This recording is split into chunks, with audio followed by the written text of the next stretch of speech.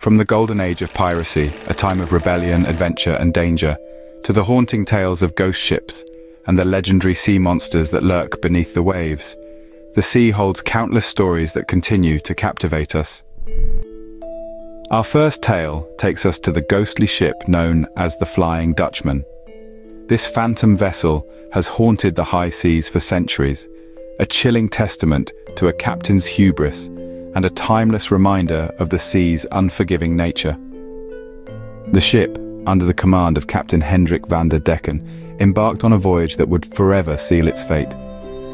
Van der Decken was a man of immeasurable pride and audacity. His blasphemous behavior, it said, provoked divine wrath, cursing him and his ship to an eternity of aimless wandering. The curse of the Flying Dutchman is a grim one. The ship, forever shrouded in a ghostly fog, is doomed to navigate the world's oceans without ever making port. It's a spectral silhouette, forever sailing yet forever still, a chilling paradox that embodies the torment of its damned crew. Sightings of the Flying Dutchman are rare but deeply unsettling. Sailors who claim to have seen this phantom ship describe it as an ethereal apparition, its sails tattered and torn, illuminated by an otherworldly glow. The sight of the Flying Dutchman is believed to be a bad omen, a foreboding sign of doom for those unfortunate enough to cross its path. It is a story that has been passed down through generations, a chilling tale that continues to captivate and terrify in equal measure. The infamous Captain William Kidd. Born in Scotland around the year 1654, Kidd began his nautical career serving the English crown.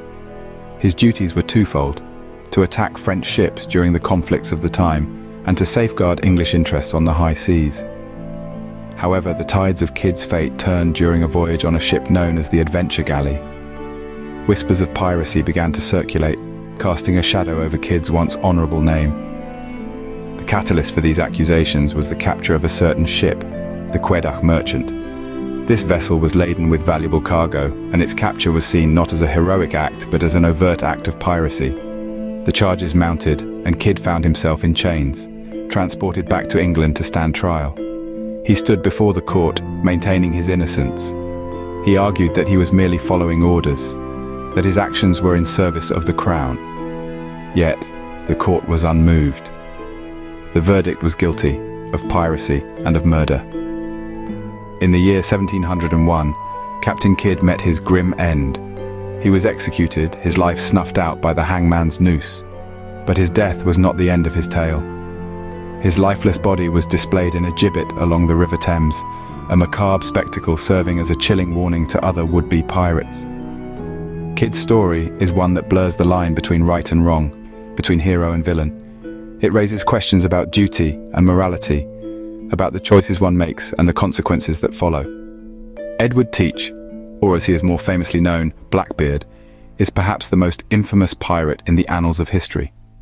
His rule of fear spanned across the West Indies and the eastern coast of the American colonies. He was a figure that was as menacing as he was mysterious, and his reputation still sparks intrigue today. Blackbeard's flagship was the Queen Anne's Revenge, a former French slave ship that he captured and equipped with 40 guns. It wasn't just a ship, it was a symbol of his power and ruthlessness. Yet, the ship alone wasn't what made Blackbeard a figure of dread. He was known for his unique and terrifying intimidation tactics. In the heat of battle, Blackbeard would tie slow-burning fuses into his beard and light them, a fearsome pirate, his face wreathed in smoke and fire, charging at you with a cutlass in hand.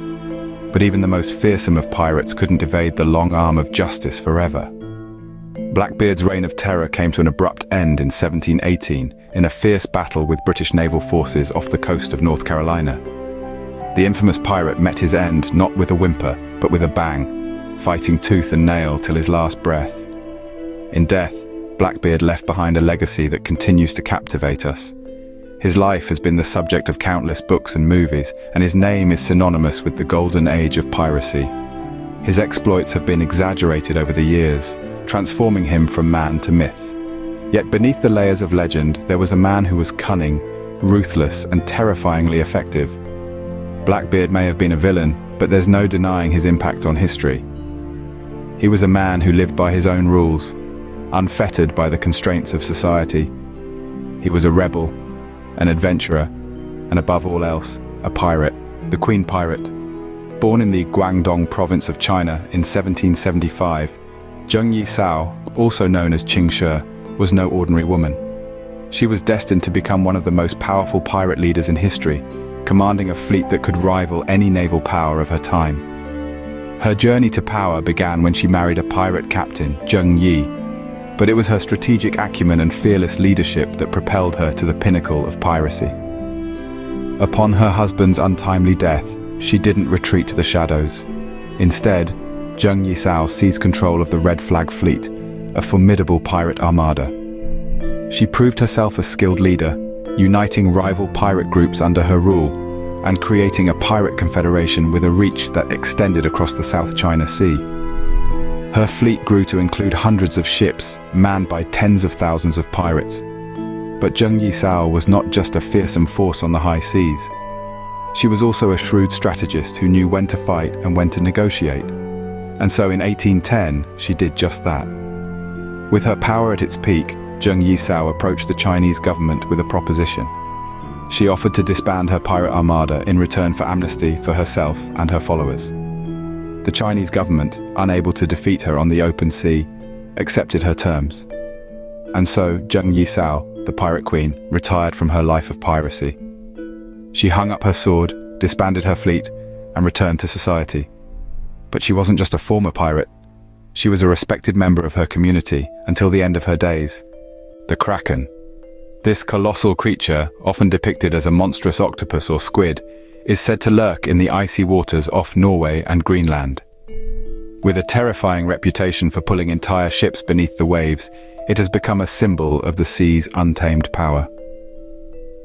The origins of the Kraken myth are believed to stem from sightings of giant squids, creatures that can reach a staggering 43 feet in length. Sailors, faced with these behemoths of the deep, spun tales of their encounters, which over time evolved into the awe-inspiring legend we know today. Such stories, passed down through generations, have painted a picture of a formidable beast, ever waiting in the shadowy depths. The Kraken, in all its terrifying grandeur, has become intertwined with our understanding of the ocean's mysteries and its untold dangers. From ghost ships to legendary monsters, the sea is a treasure trove of stories. We've journeyed through the golden age of piracy, where notorious figures like Captain Kidd and Blackbeard sailed the high seas, their names forever etched in maritime lore. We've uncovered the chilling tale of the Flying Dutchman, a spectral vessel that spells doom for those unfortunate enough to spot it on the horizon. We've marveled at the power of Zheng Yisao, a pirate queen who ruled the waters with an iron fist, her influence unmatched in the annals of piracy. And we've explored the depths of the ocean to confront the Kraken, a colossal beast born of sailors' nightmares and embellished tales. Each story, each legend we've uncovered adds another layer to the intricate tapestry of the sea's enigmatic allure. Thank you for spending time with us on Spookscope today. Feel free to share your thoughts and theories in the comment section. And don't forget to subscribe to the channel and share it with your friends and family. Until next time, my dear spooker, stay curious.